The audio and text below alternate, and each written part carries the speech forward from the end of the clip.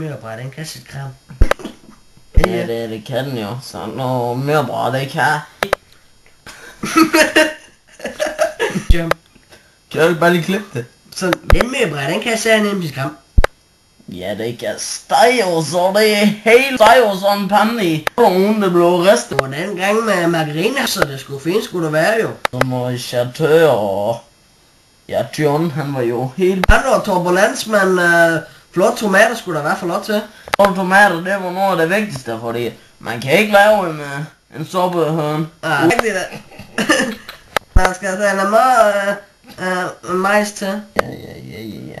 Sådan en suppehøn, det er fandme noget dyrt noget med sådan noget mørbræt. Sådan noget mørbræt, den suppe, for det stinker. Ja, skal i hvert fald have suppehøren til af mørbræt. Ja, så kan man jo bruge sådan en mørbræt, ikke også? Sådan en mørbræt.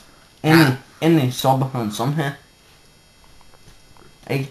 Så lukker man sammen, og så Så har man elastik over.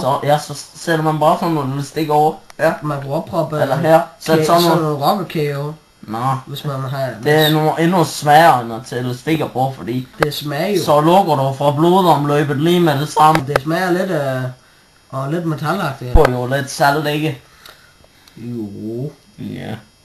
Ja, det er nikker du. Det kan jeg sige nemt sit kram. Ja, for seven, det. Der har du... De står det og siger, jeg kan sige fandango. Ja, de kan danse fandango. Ja, og de nakker de simpelthen, de er sådan noget pest, spy eller sådan noget. Forstår det? det? Er jo derfra. Slår det i hovedet.